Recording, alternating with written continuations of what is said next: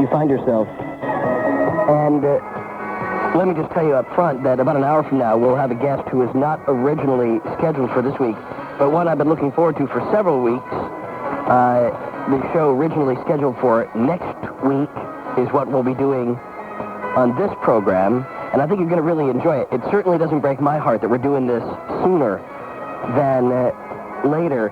The guest is the return of Jim Mars, with whom many of you are already greatly familiar, but the subject is different than the last time Jim and I spoke, which was specifically on the issue of secret societies. The book Rule by Secrecy is Jim's latest bestseller, and certainly was a big hit on this show, so much so that many of you have flattered us both by ordering cassette copies of this show. It's listed as a hot seller on the back of your most recent After Dark newsletter.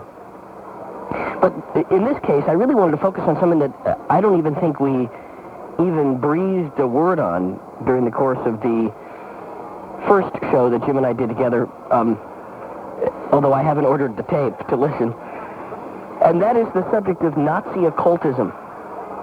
Jim addresses it in his book, but it's something that I've been researching over the years, because there does seem to be a lack of definitive information as to just how much of the occult and what type of occult investigation we're talking about, how much occult fascination there really was with the core of the Nazi leadership. Adolf Hitler, for example, whom many of us consider to be the most, profound expression of evil incarnate that's, certainly of the last several hundred years, if not several thousand years. And he had some leanings toward the occult, but just how much was the occult involved in his life?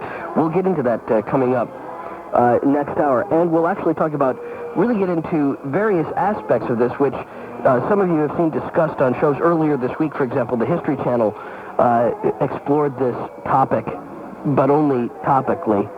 And we'll get into it a little deeper during the course of this Coast to Coast AM. We'll talk about Hermann Goering, Heinrich Himmler, Adolf Hitler, Albert Speer, and the Spear of Destiny. And if you don't know about that or the various expressions of the occult, the rune magic, the ritual magic, the black magic, the self-invented paganism, these created myths, which then they fulfilled through their rather fertile but dreadful imaginations.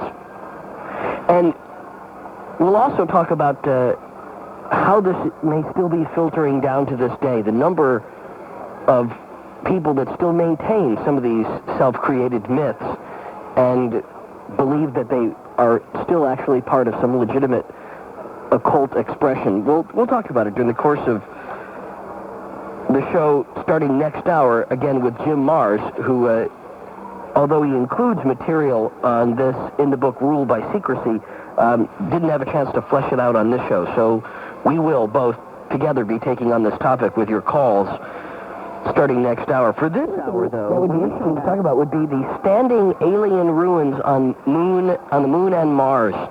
To see the ruins on the moon, we may only need to turn the Hubble on the moon, but they won't do it. That's what I mean. And it's very truly yours, Andrew S. Mallory. Well, you know what? It is interesting, and I will promise you to pursue the subject in the future. Bill in Santa Rosa also wrote about the Martin Luther King assassination and the ongoing cover-up, I believe, of many of the important details concerning that conspiracy, even if it is not as pervasive a conspiracy as proposed by William Pepper, the attorney for James Earl Ray. I still believe that the government just shows itself profoundly inept at investigating itself. Mr. Punnett, while I'm not as familiar with the events surrounding the death of Martin Luther King as I am with the events surrounding JFK, I do believe there is a conspiracy involved in both of these men. Personally, my outrage is just about equal to my frustration by now. The government's ability to investigate itself and find nothing wrong is more than outrageous. It's downright insulting, as is the coverage the clowns in the media give it. And let me please give you another example of what I find personally outrageous. A few years ago, the government claimed that it convinced some modern American Nazi doctors to deny medical treatment to about 400 black men with syphilis. The president apologized. End of story. Whatever happened to the investigations? Who gave the orders? Who were the doctors? Where are the prosecutions? I don't know why, but these questions coming from a white man seems to fall on deaf ears. You know what? I have to say I'm not familiar with that, other than unless he's referring to the Tuskegee syphilis study, which is its own enormous tragedy, which presidents of the past have apologized for as well, and well should have. But that wasn't a Nazi doctor experiment that I know of. In fact, sad as it is, the original premise for the Tuskegee syphilis study was intended to be one which was in concern of the African-American community, not against. As misplaced as I believe that theory was, they rounded up, and 400 actually sounds like a correct figure. Black men introduced syphilis into them, and then, without their knowledge, treated some, didn't treat others, all of which theoretically to help out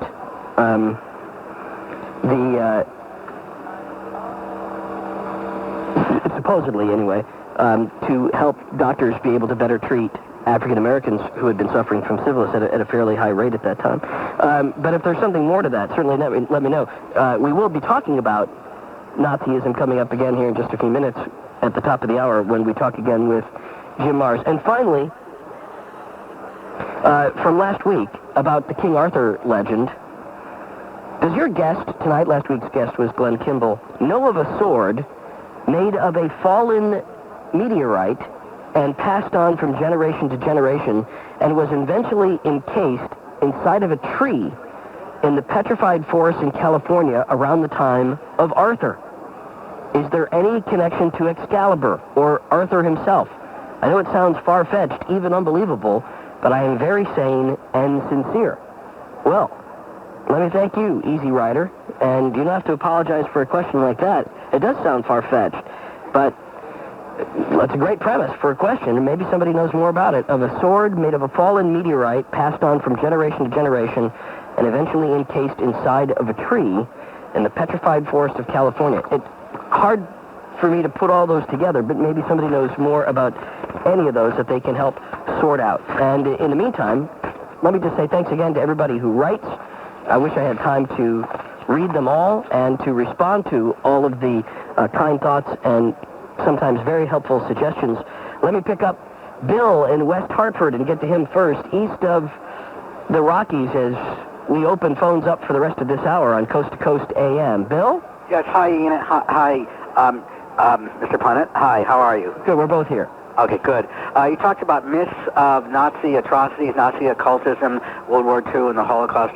How about what I would say as an atheist, the myths of religion, particularly Christianity, Judaism, Islam, et cetera, because I think that the genesis of all of these religions stem from maybe an intelligence, not G-O-D, as all the religious people would say, because if there were a God, if there were some kind of a creator, in my opinion, which seems logical and rational scientifically, if there were intelligence, he wouldn't give a rat's blank about human beings. It would be some kind of intelligence that created the cosmos only, not a personal God. What about E.T., extraterrestrial intelligence?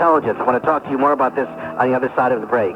Well, I tell you what, Bill, I will take that question and that mention for now, and we'll take a few more callers coming up after the break.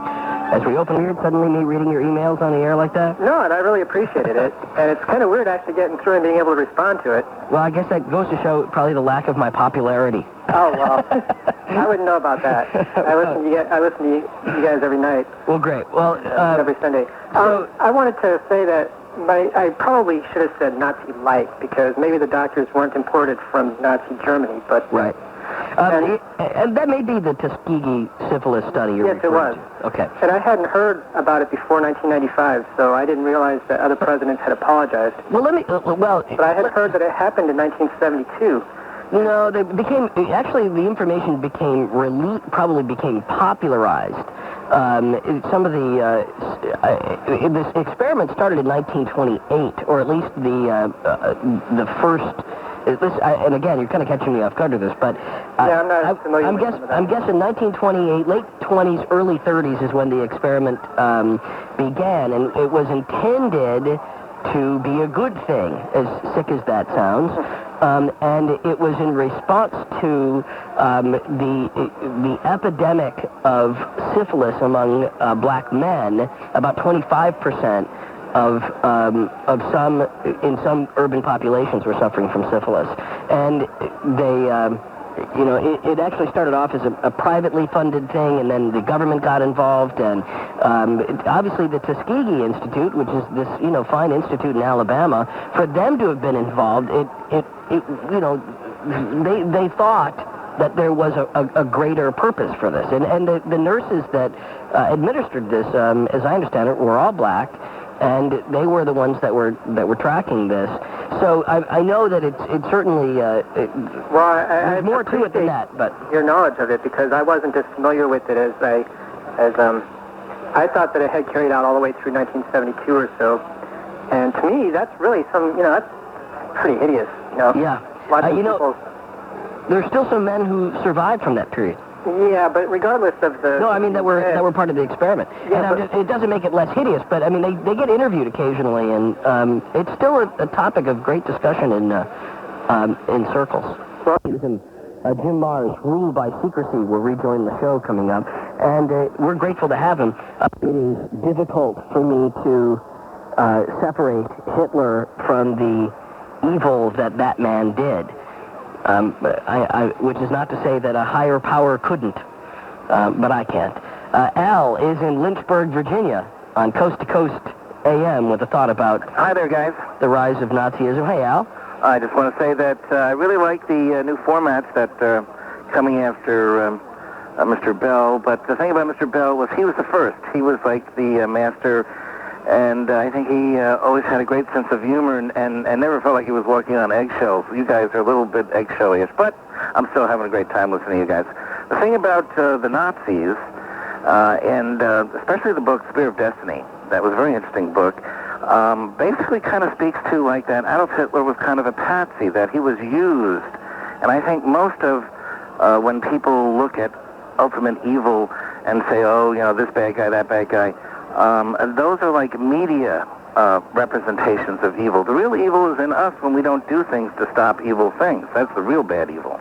Well, I certainly accept that. I think that it is always our response to events which dictates their success much more than the events themselves. If we and the other thing I kind of wanted to say is that during the Second World War, the German people were defeated, but the Nazis kind of won, because the whole concept of the totalitarian corporate state of the Nazis has been indoctrinated into our corporate state.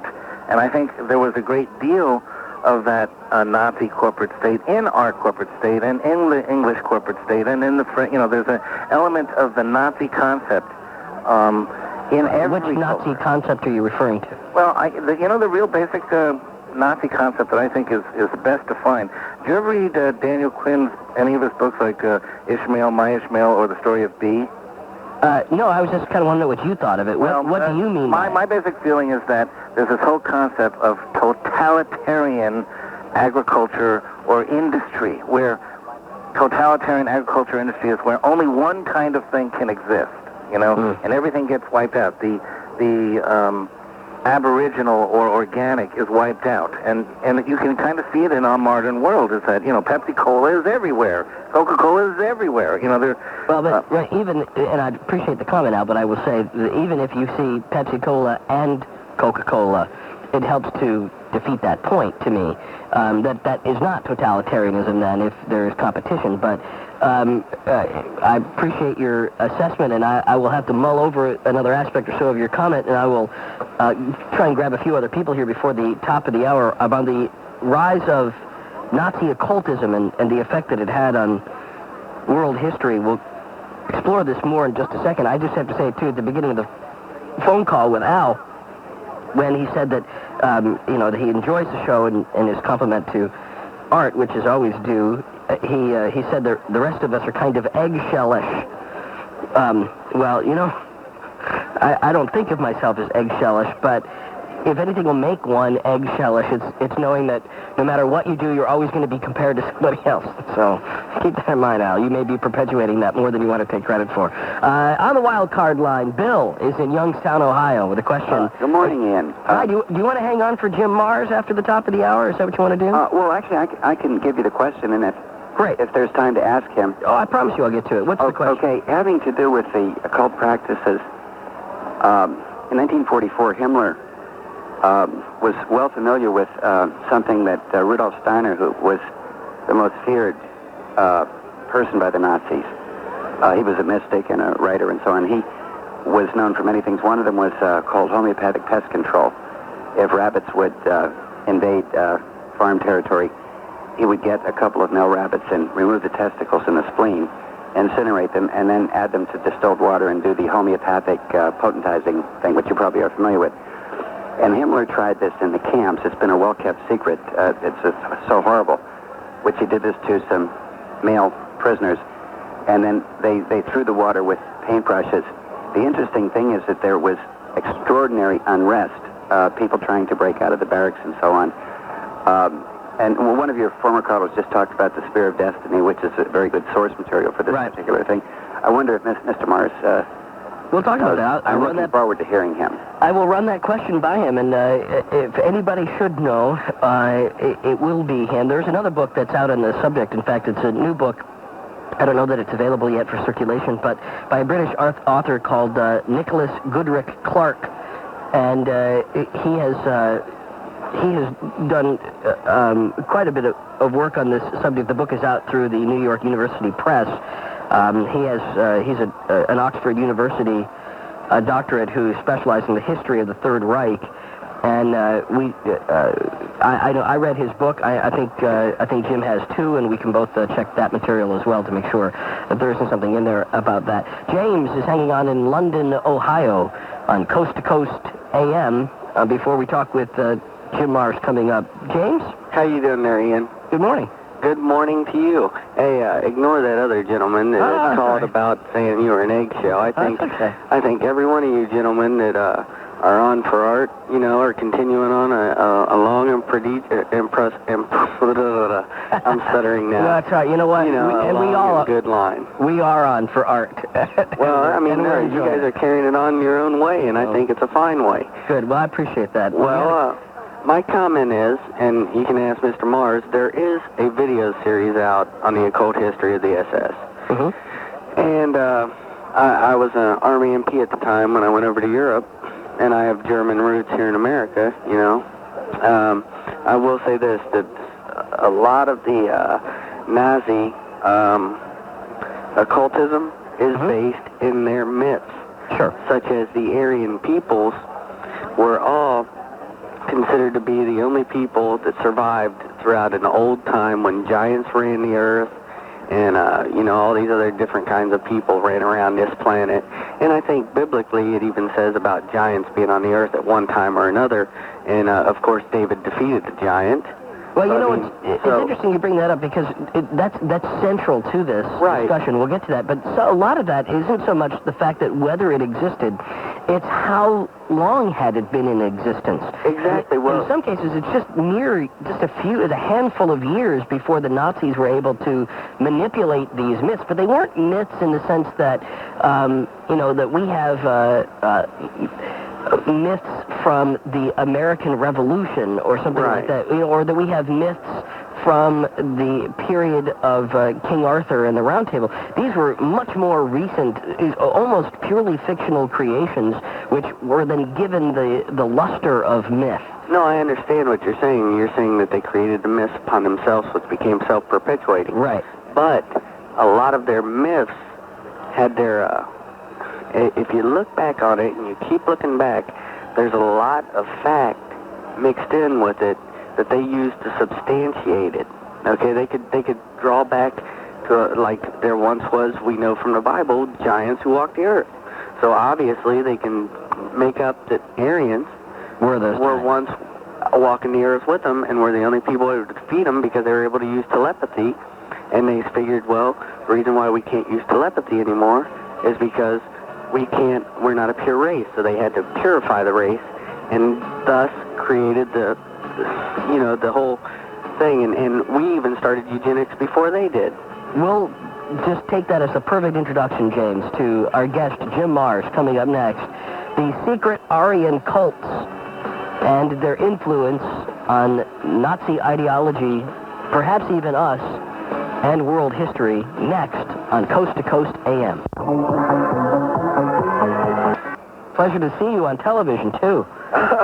I watched you getting grilled on the O'Reilly factor. Right. They kind of blindsided me on that one, but I went back and checked, and I had never said any of that anyway. Well, I'm not even going to go over it, but I was watching it going, that's my man, Jim Marrs. That's right. I couldn't believe it. But it was interesting. They were talking about rule by secrecy, and the book is still doing well, isn't it? Oh, yes. In fact, after my little experience with Bill O'Reilly, I was told by many people that, actually he treated me a lot more gently than he does others. Well, that's true. I've seen him be merciless on some guests, and he did let you live. That's true. I escaped with my skin. Well, it's a pleasure to be with you tonight, but does this mean that I won't get to hear me next week? Well, I promise you we'll have you back again soon, because there's so much material in the book, Rule by Secrecy, and at the same time, what we're bringing into this show probably goes outside of the scope of the amount of coverage that you give it. But I know that you've got a great background in this, and you're the perfect guy. There are times when an author comes along with a topic that we love and we jump all over it. And there's other times when we have a topic that we really is in like search of an expert. And for me, in this case, the idea of the occult roots of Nazism just had your name written all over it. So it's interesting, Ian, but I've been a student of the Third Reich ever since I was, back in the 50s, okay? Right. The whole thing just fascinates me, and I really do believe that because of the longevity of my interest in my study, and the interviews I've had, one of my best friends in the world was the former medical examiner in Fort Worth, Texas, Dr. Felix Głotz. He was Polish, a wonderful person, one of the most magnificent musicians I've ever met in my life. He came to a Christmas party one night and sat down at my grandmother's old upright piano and started playing music about 7 o'clock in the evening, and at midnight he was still playing. He'd never stopped, and he'd never repeated himself. It was amazing, and he had been in Dachau.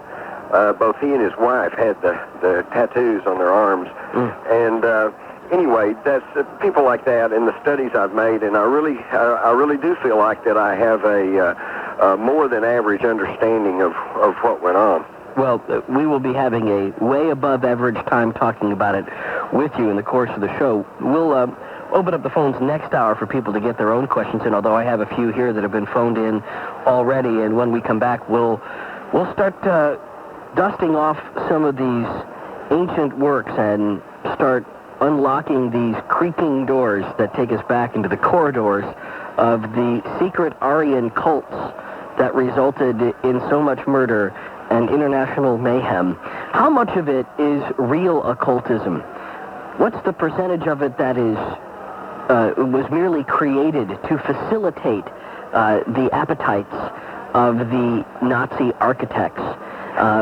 Are there any actual artifacts which were used by the Nazis which could have occult power and just might explain this extraordinary rise of Nazism when we come back on Coast to Coast of the Neither World, and to bring them forth onto this plane as an agent of Satan. And it would be easy to just try to see Adolf Hitler's rise to power as being evident of some sort of occult talisman that gave him this supernatural strength.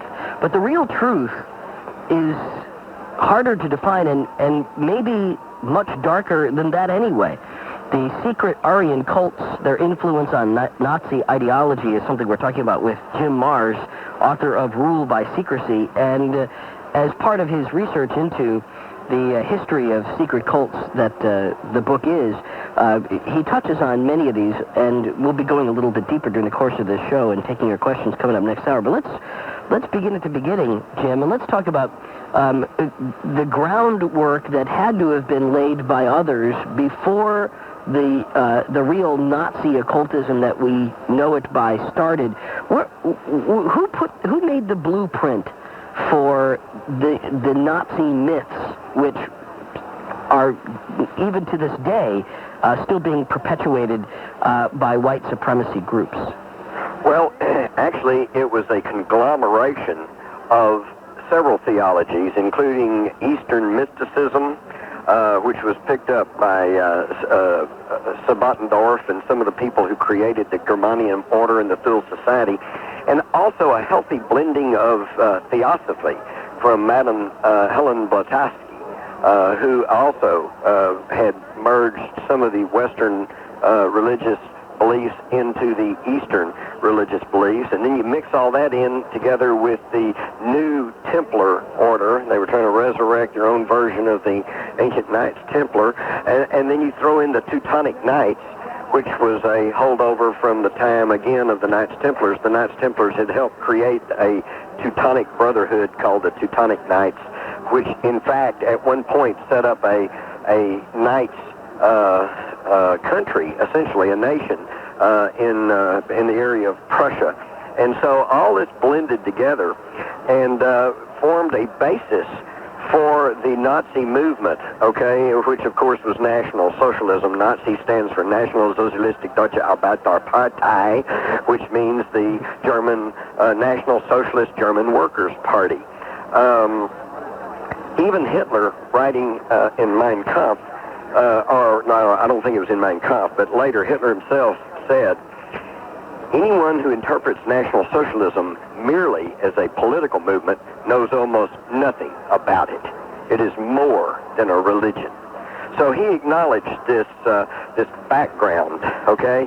And in Mein Kampf, the one person that he actually dedicated the book to was Dietrich Eckart, who was a member of the mysterious Thule Society and had helped create Hitler. In fact, he is quoted, Eckart is quoted in 1923 when he was lay dying. He said, "Follow Hitler. He will dance, but it is I who has called his tune. I have initiated him into the secret doctrine, opened his centers of vision, and given him the means to communicate with the powers," whatever that means. So there was obviously a very, very large amount of occultism that was mixed up with the Nazis. Now, what's interesting is that during I've had people say, well, if that was the case, why didn't all that come out in the Nuremberg trials? According to Avery Neve, who was one of the prosecutors at the Nuremberg trials, he said that all of the stories and all of the accounts of Nazi occultism was ruled inadmissible and was not brought into court because at that time they thought that most people would think it was as today. Most people, the general run of the average citizen would think that that was just absolutely crazy. And number two, then they thought that that might provide these Nazis, war criminals, with a defense of insanity. Okay, and so they didn't want that, so they kept all mention of this occultism out of there.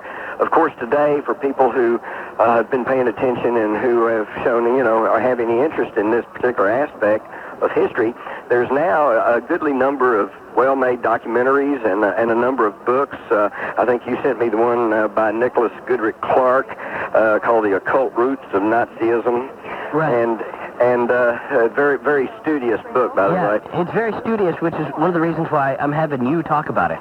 Right. Because you can get bogged down in the details, and what's really interesting in the way you address it in Rule by Secrecy is that these things, the left hand may not have known what the right hand was doing in some cases. Absolutely, and Hitler himself was a past master at telling one thing to one person, one thing to another. He was, after all, ultimately a politician. And as we all know, the way you can tell if a politician's lying is if his mouth's moving. And so, even some of the most revered politicians we have found in the course of their career that they have to try to appear to be all things to all people. That's, of course, one of the shortcomings of politicians. Well, but it's necessary. You don't get elected by turning off the voters.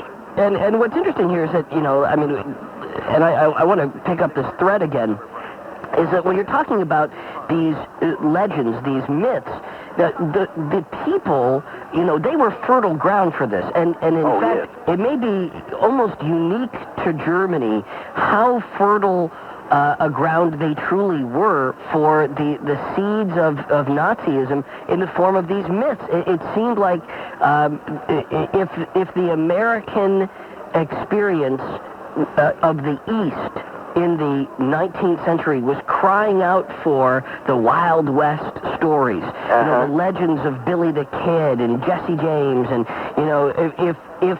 if the reason why the rise of American myths were so meteoric in the 19th century was because the eastern part of the country had become so industrialized that they were, in need of this sense of this mythic America, where the cowboys and Indians and the cavalry and gunslingers and sheriffs and gambling, that they needed these stories so much that's one of the reasons why we still have them to this day. I mean, they grew so popular because there was such an appetite for them. The same could be said of the post-World War I Germanic need for this belief that they were at one time giants.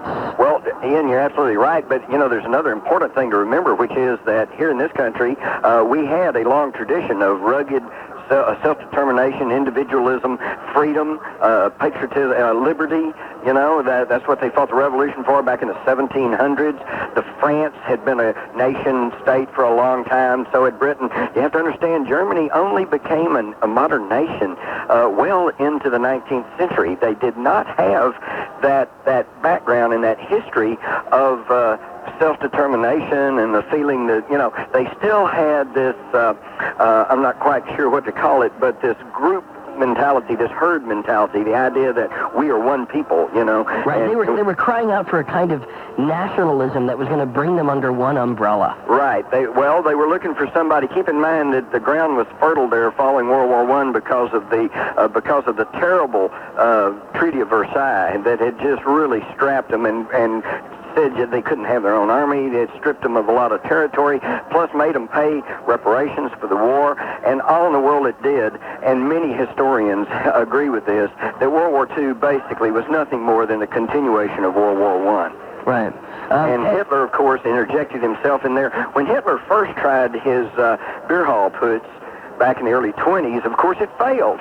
The army showed up, some shots were fired, it broke it all up. He was put on trial. He was sent to prison for rebellion, for stirring up a rebellion. But then when he got out, when he began to lay his groundwork a little more thoroughly, the thing that really aided Hitler in his rise was the worldwide depression. Right. Beginning in the late 20s, okay? And not to mention the fact that even in that trial, he begins to build the myth. He begins the anti-Semitic rhetoric. That's right, and that's why that his punishment was a few months of house arrest, essentially, at Landsberg Prison, but he had his own little suite of rooms. He had people coming and going, bringing him food, and that's where actually it gave him time out to sit and write his famous Mein Kampf book. Right. Well, and so let's keep going down that road, because I think that's so interesting. Now, here's Hitler, and you're beginning to talk about it. When we talk about occultism, early on, Hitler as a youth, I mean, he's obviously, like a lot of people, he's dramatically affected by the effects of the Versailles Treaty. And so he begins to sort of go to these lectures and begins to read pamphlets. And what kind of stuff is he reading, and what is it telling him about you have to go back even earlier than that, Ian. You have to go back prior to World War I, back to turn of the century Vienna, when Hitler essentially was a starving artist there, okay? And this is what really shaped his mind. He was never quite accepted. His work, he was turned down by several art schools. His paintings, I've seen his watercolors. They're pretty good. I thought they looked pretty good, but then today... I gotta let you this. This is so interesting. Almost in every one of them, there's a church. Right. I was finding it so intriguing that he's painting churches constantly. You realize that Hitler initially wanted to be an altar boy. He wanted to be, he wanted to dedicate himself to the church, which means, and that tells me, and two things. Number one, he was very big in the church as a young boy, and two, he had all these daydreams and used to, we'd play cowboy and Indian or gangsters and G-men. He would play Teutonic Knights. Right. He was obviously very much imbued with the early myths, Germanic myths and all like that. So then in Vienna, when he's turned down, when he cannot seem to make his way in conventional business or art or whatever, he becomes essentially a bohemian. And so he's prowling around the city, he's hanging out in antique shops and old dusty libraries, and at that point, Vienna was really a crossroads of and a multicultural city at that time. And so he picked up a lot of this Eastern philosophy, the Madame Blavatsky's Theosophy, the work of... and we'll pick this up here in just a second. I don't mean to interrupt you, but no, that's fine. We'll pick up this thought right here when we come back from the break. Adolf Hitler, who has, as a child, played with the myths of the Teutonic Knights, as he grows older, moves to Vienna and experiencing the sort of an international city full of different ideas, including the early occult myths being created by several well-known or populist writers who begin through pamphlets and lectures and books, creating a kind of story, a fictional story of Germany, which was not based in history, but rather kind of based in a kind of self-deluding hope that Germany had started from these amazing and almost divine beginnings, that it had risen, quickly through these knights who were imbued with these special supernatural powers and so on and so forth. So as Hitler begins to grow, these become incorporated into his mindset and are quite evident even in works like Mein Kampf. The ultimate downfall then of the original Aryans gets blamed, of course, as it frequently throughout history was, on the Jews, and that whereas the Aryans were a race of giant supermen, originally perfect in every way, gods unto themselves, this supposedly subhuman group of Jews brought them genetically down, and only through the removal of Jews from Aryan blood and Aryan culture would they be restored to being gods again. And this is just one thread, but by no only thread that gets intertwined in the rope that eventually becomes the noose that is Nazism. Jim Mars, the author of the book Rule by Secrecy, is joining us here in this exploration on Coast to Coast AM. And Jim, we were talking about the young Adolf Hitler, the young bohemian, the young starving artist in Vienna. What would be the groups that he began to read and to associate with? Were they evil? Well, first, let me make two quick points. Number one, according to at least one author, while he was in Vienna as a young man, he did drugs, specifically peyote, and had some mystical experiences, a little bit of almost like an LSD-like trip, and so he was heavy into that. And then this led him to mystical experiences, and I was amazed in researching in Rule by Secrecy to come across a poem that Hitler wrote in 1915 while he was with the Army on the Western Front in World War I, and this was published by the very well-known, respected biographer John Toland. And Hitler's poem said, "I often go on bitter nights to Wotan's oak in the quiet glade with dark powers to weave a union.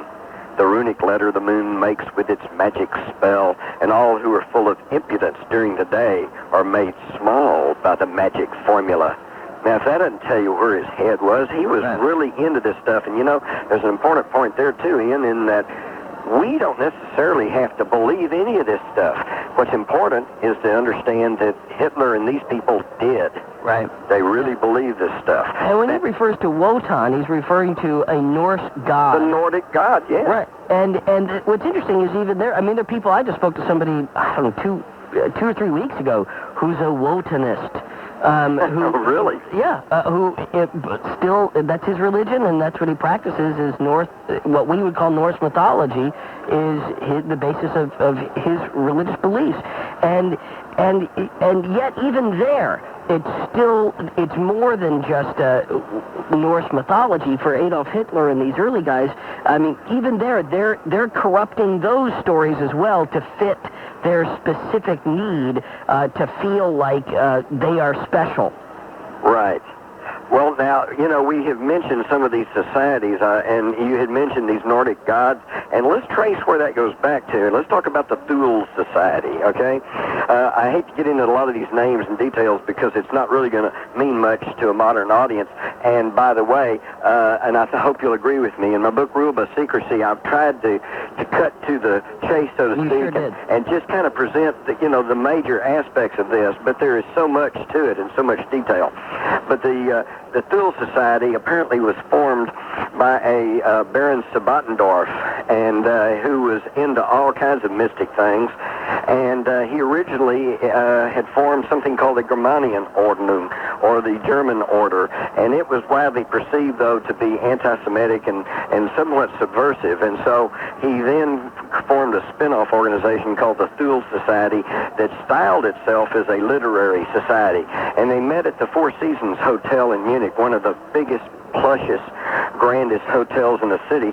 And the Thule Society was made up largely of learned, intellectual, well-placed people, including even some royalty. Aristocrats. Aristocrats, absolutely. And this, by the way, was the society that provided the connection between Hitler and the early Nazi Party with the wealthy and powerful German bankers and industrialists who ended up supporting Hitler. But back to Sabbatendorf and the Thule Society. What exactly did the Thule Society believe? Well, what were their basic beliefs? And what I came to understand was that they believed in an early Germanic Atlantis that they called Ultima Thule, okay? And supposedly back in man's prehistory, way back there, beyond the time of the Bible even, they said these gods came from the sky, and they interbred with earth women, and they produced these 7 races, okay? The one race that was the most purest in blood, in other words, the closest in DNA to these original sky gods, was the Aryan race. And that's why they were so big on the Aryan race. And it's really fascinating because actually there's even question if there ever has been or was an Aryan race, because basically Aryan simply refers to a commonality of language. Yeah. It refers to an Indo-European language that can be found throughout Mesopotamia, on into India, and then on into the Balkan area and all like that. So they referred to these people as Aryans, not because they were truly some other kind of race, but because they spoke the same language. Although, having said that, there was a mysterious group of people who showed up in the northern parts of India, northwestern parts of India, early on, and nobody knows really where they came from or whatever, but they brought a high degree of civilization and were quite influential in the East, and they were known as the Aryans. And the other portion of these Aryans were located in what is now the area of Iraq and Iran, in that area of Mesopotamia, which is really fascinating because for those who will read Rule by Secrecy, and I track it all the way back, and we go right back to that very same area. So it's really pretty fascinating. And then when you begin to tie this in, it just at that, the belief of the Thule Society sounds pretty far out. But when you start lumping it in with, for instance, Masonic history and mythology, the Manly P. Hall, who was a well-respected philosopher and a very high-ranking Mason, wrote that these people and that the Masons trace their history back to a time when the gods came from the sky and picked the smartest and brightest of men and taught them their secret knowledge. And these people then went on to form what is known as the ancient mysteries. And it was the ancient mysteries that through the Egyptians and then the